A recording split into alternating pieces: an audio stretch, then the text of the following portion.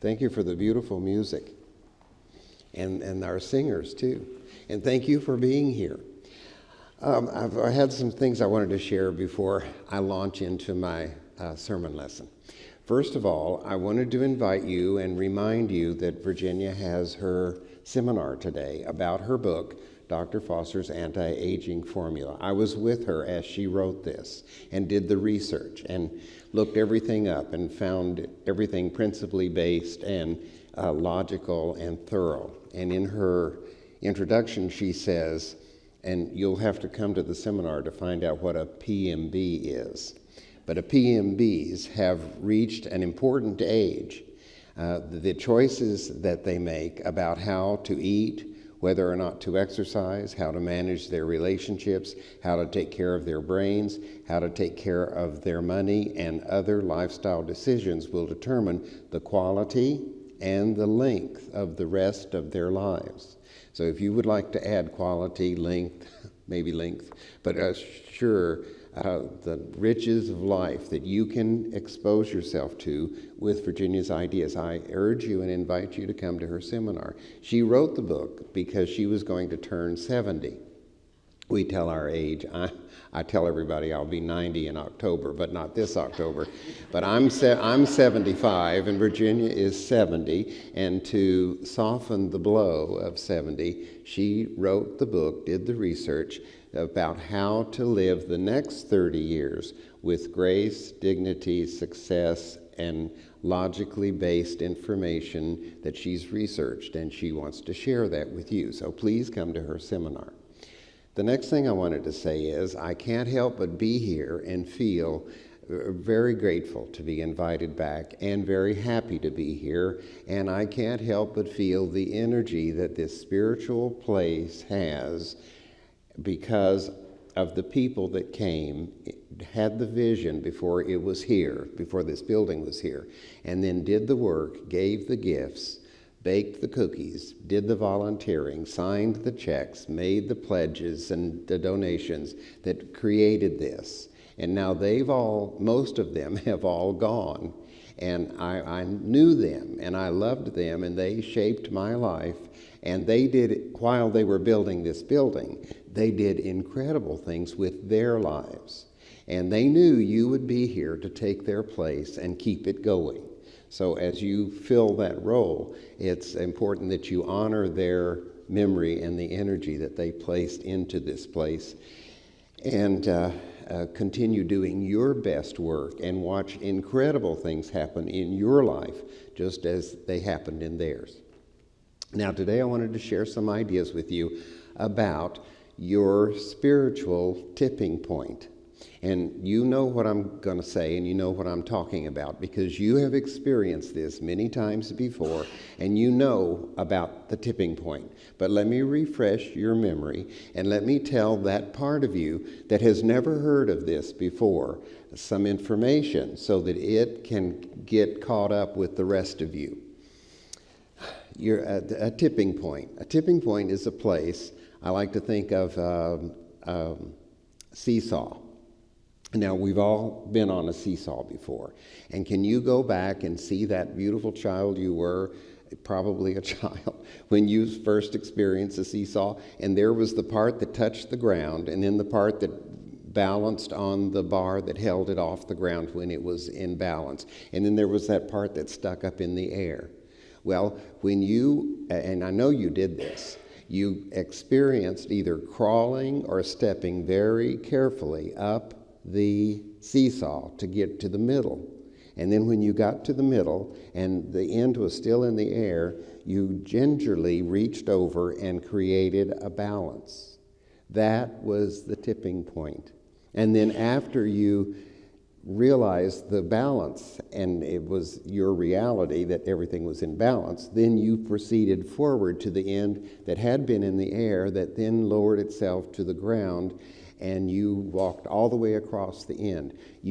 And as you reached the tipping point in the middle, you gained momentum to go downhill to reach the other end or to reach your goal, which was to get from the ground to that end and reach the ground safely without falling off. I have a scar right here where I fell off in kindergarten. It took 4 stitches. So a tipping point is a moment that, now you know that bar in the middle of the seesaw. That is a moment of critical mass, and it is a threshold. If you see that, it is as an entrance into the next after you've reached that point.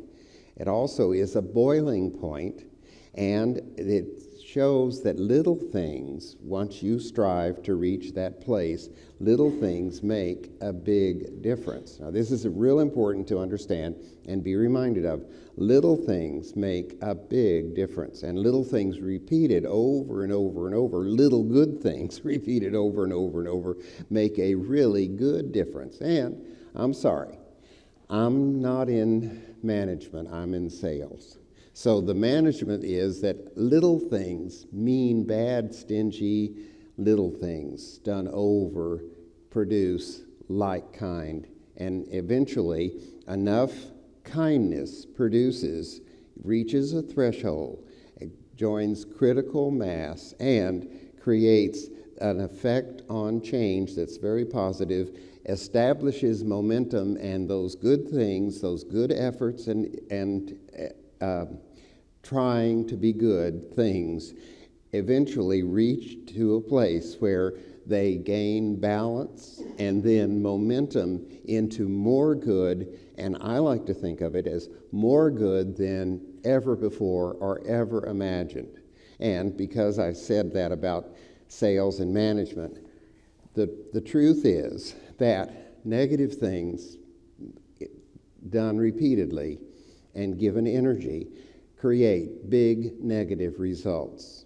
Positive things given nurtured love and energy create big positive results. Now, I told you when I started, you already know this, but it's good to be reminded. So you see the seesaw. You were on the seesaw, and you climbed up, you balanced, and then you crossed the threshold, and you gained momentum, and you reached the other end. So this can be proven by an epidemiologist. And epidemiology is the study, and it's affected all of our lives. And if you don't believe me, you ask your epidemiologist. And if you don't have one, you can look one up online. So epidemiology is the study of how in the human race things increase, like dis-ease.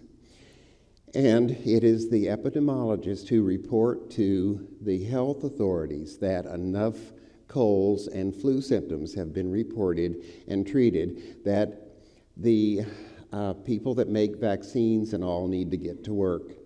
And it can also produce if there's going to be an epidemic. So epidemiology is the study of this tipping point. And when things get to an alarming rate for them, they set the alarm and things are done, and people avoid, or treatments are available for people who might become ill. So this theory of the tipping point has scientific proof and evidence. If you'd like to do some research on it, start with epidemiology. Then, understanding then what a tipping point is and how it can be scientifically proven, and being reminded of the times you were on the seesaw, let's explain the spiritual tipping point. So if literally you're on a seesaw and you climb up and you balance and then you go over the edge into the balanced part, not off the edge of the seesaw, but then in spiritual work, you are a spiritual being. You are a soul clothed in flesh. This soul of yours we're all, as soul speaking, we are all the same age. And we are all on a path to enlightenment. And we get to earn the right to grow and become through our successes and through our failures, through our start over agains, and through our many ahas. And the more loving and sincere and gentle and genuine we can be as we move forward, the easier it is to make progress. And the things that cause us to stumble and slow our progress down, because we have to go back and learn, are things like anger and greed and judgment and criticism and those kinds of things that get in the way. And when we find one of those qualities within us, we need to identify it and say, this is a flaw in me, and it is a gift for me to look at, understand, and refine into good. And so as a spiritual being, that's our progress. And in the meantime, we live in a beautiful world full of things like flowers and trees and people and music and traffic and smog and everything that's just the whole mixture. And as we live our lives, and we came here as spiritual beings to grow through this experience and make a difference in the other spiritual beings that we attract and whose lives touch ours. As we make the most of every opportunity to be the best that we can be and to let our genuineness come through, then when it's time to graduate, we don't leave the way we came in, and we aren't the same as we came in. We're more developed and more conscious and more understanding. And then that earns us the right for the blessings of whatever's next. And there are many theories about whatever's next. We won't go there because we're going to stay here. So we are spiritual beings. And as spiritual beings, we have these bodies. And we have brains and minds and hearts. And we get to think about, we get to observe, we get to get upset, we get to find peace, we get to love, we get to forgive. And all of this is our life's work. And spiritually, to reach the tipping point, the more you do the best you can, the more you reach to that place where you cross a threshold that leads to joy, delight, success, results that you've earned because you did the work to get there, and they wind up to be a beneficial blessing to you, to ease your way, to reward you and build confidence and joy so that you can keep on being positive, being the best that you can be, being loving, being forgiving, being understanding. So that is the spiritual tipping point. Now, the word tip is an English phrase, and it began early in the century, and it is an acronym, TIP. And TIP means to, and this is British, you can just hear them say, to ensure promptness. And that's what a tip means. And you leave a tip in a restaurant so that the person that is your server, that's part of their income. And I worked for tips for 8 months while I was going to seminary in Kansas City, Missouri. And I worked in a place that was like Mr. A's restaurant. It was elegant and beautiful. I got food, escargot, and wonderful food every night. And just had a wonderful time. My minimum wage in Missouri at that point was 79 cents an hour. And nobody fussed. We just took it and we're happy with it. But I lived off of the tips, and I saved my tips, and at the end of my 8 months, I had $1,000 in tips that really helped me as I returned home to be ordained and serve at Christ Church Unity in San Diego. So I know about tips, and I know that as you serve, and I've lived a life of service, I'm a servant of the law and of spirit, and so as you serve, life rewards you. And if it doesn't come directly from the service you give, it'll come from someplace else. And it's just like you reap what you sow. You don't always reap it where you sow it, but you always reap what you sow. So if you're being really nice to somebody who's a real pain, and you just are wondering, is this doing any good? And you don't ever see any change from them. Know that the practice that you're implementing, that you're developing in your life, is going to somewhere pay off to you in big payloads that will be more than worth what you've invested in this individual. So when you give a tip, the person that's bringing you your food, your server, is knowing that they're going to get a tip. And so that should put them on their toes to give you good service, to be there for you, and to give you everything that you have need of. And then when you leave, they look and they see what their tip is. I like being a big tipper, and I think it's important for you to consider this, because that extra $1 that I may give a server for their service, that I rounded up, round the tip up, from 20% to the next even dollar part. The rounding it up makes it easier for me to do the math, and that $1 for them goes farther than it would for me if I kept it. And it would do more damage to me if I kept it, because that would mean I'm cheap and stingy. And that isn't good for my flow of abundance, prosperity, money, and parking spaces. So it's important for me to be generous, and it makes a difference for that person. And if that person cannot that day give really good service, I don't give them the tip that I would give if they were doing a real good job. And then that just gives me more to give more to somebody who's doing a better job. So tip is to ensure promptness. Okay, now to ensure the promptness of Spirit working with you in your life, you want to be a big tipper. You want to be a generous person who gives lovingly and freely of all that you have. Not just a little love, not just a little understanding, not just a little compassion, but everything you've got. And if you do that, then you're fulfilling your spiritual tipping point potential. Now then, I'm sorry to have to tell you about this, but nothing has ever been sliced so thin it doesn't have two sides.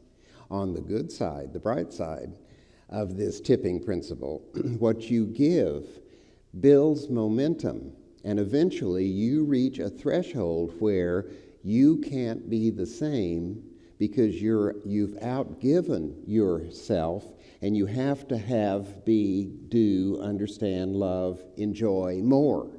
So you put yourself in a new light, in a new form of life, in a progression that you've worked hard for and that you deserve. Now that's the good news. On the other side of the slice, if you're not diligent, if you don't care, if you're not giving your best, and instead you have judgment, criticism, complaining, griping, and all that stuff that's on the dark side, that builds up, and before you know it, you have problems and situations that will take extra work on your part to unravel because you wove them together by being negative instead of by being positive. So the law works. It works negatively and it works positively. So when you see somebody doing something that does not benefit the rest of us or them, and you have a judgment or a criticism about them, the way they drive, the way they treat others on the freeway, the way they do what they do, or the news reports of them that we can get by just turning on our television, when you give that energy, then you're not giving yourself the tipping point possibilities that you could get by letting them go, loving them, blessing them, surrounding them with the light so that they are not in harm's way, and so that when they do bump into their wall, their threshold because of what they're doing, that the light will protect them and help them see how to mend their ways, and the light will also protect all the others that are involved. So that's the spiritual tipping point, and it's important for you to know that that everything works together for good on both sides of the slice. But you can be on the positive, illumined side of the slice by doing the best you can at all times.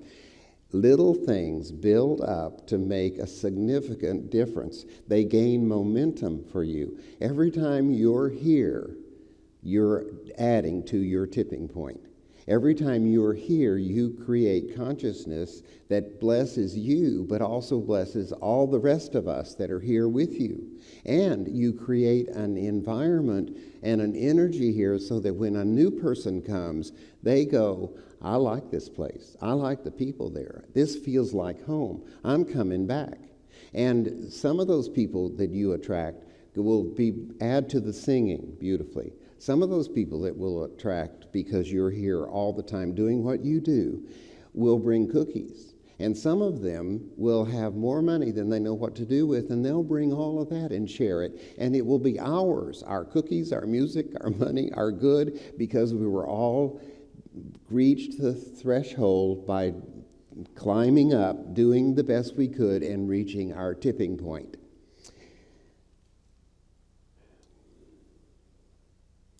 So then I wanted to tell you a story that will maybe put this together for you. Virginia and I run every day 4 miles. We do this 365 days a year when we can. If we're not running, we're skiing. And in our running adventure, we know the people that are out there at 6:30 in the morning. And there was a woman, and she had on a hat. And it was a stupid hat. And it made her look stupid because it flopped down in her face. Well, sun rays and having the sun hurt you and all, it didn't seem to apply at that hour of the morning. But anyway, so she has this hat and she has to look like this as she walks along. Every day I saw this woman, and every day she irritated me because if she could have, pinned it up or something, she could have not looked so stupid.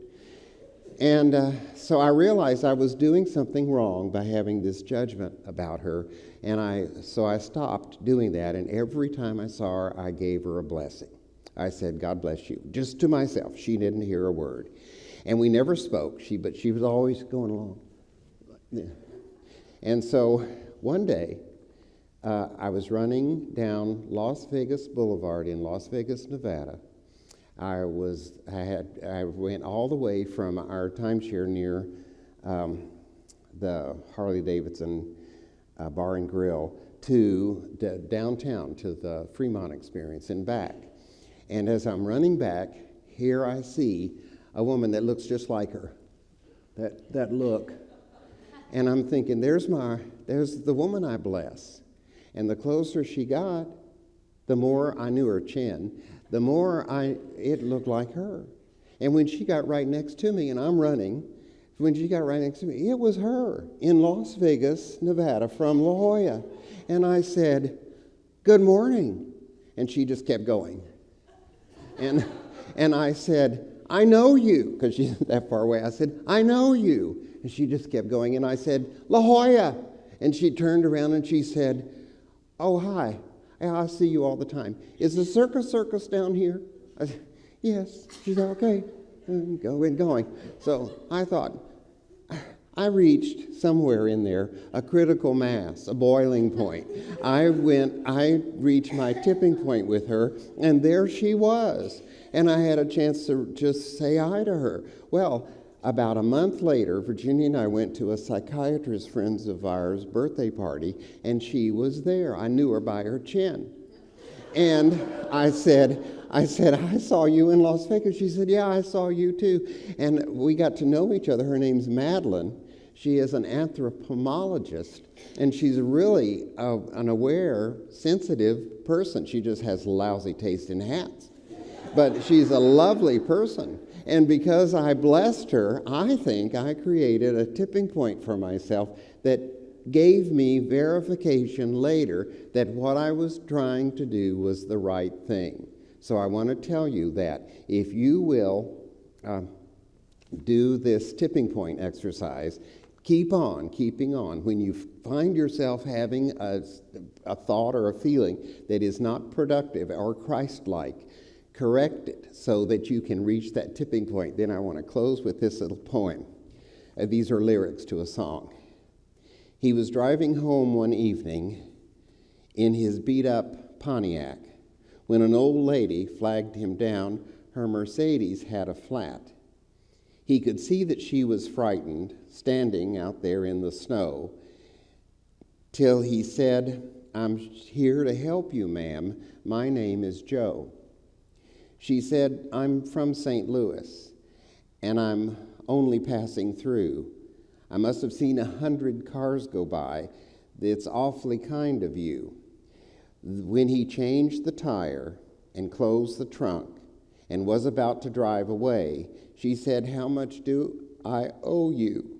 And here is what he had to say. I get real involved in this. "You don't owe me a thing.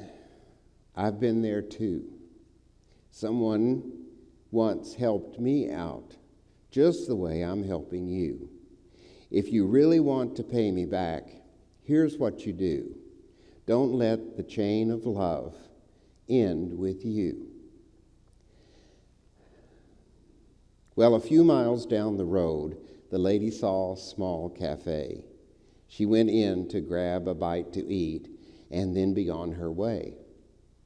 But she couldn't help but notice how the waitress smiled so sweet, and how she must have been 8 months along and dead on her feet. And though she didn't know her story, she probably never will, when the waitress went to get her change from a $100 bill, the lady slipped right out the door and on a napkin left a note. There were tears in the waitress' eyes when she read what she wrote. "You don't owe me a thing. I've been there too. Someone else once helped me out, just the way I'm helping you. If you really want to pay me back, here's what you do. Don't let the chain of love end with you." That night, when she got home from work, the waitress climbed into bed. She was thinking about the money and what the lady's note had said. As her husband lay there sleeping, she whispered soft and low, "Everything's going to be all right. I love you, Joe." That was Joe. Let's bow our heads. Father, we give thanks that we can reach, that you've given us the gift to be the best that we can be, and to know it, and to think about it, and to upgrade our behavior, our thoughts, our energy, our love, our expressions of ourselves to a place where we reach a tipping point, a threshold where we dip into more good than we've ever known before.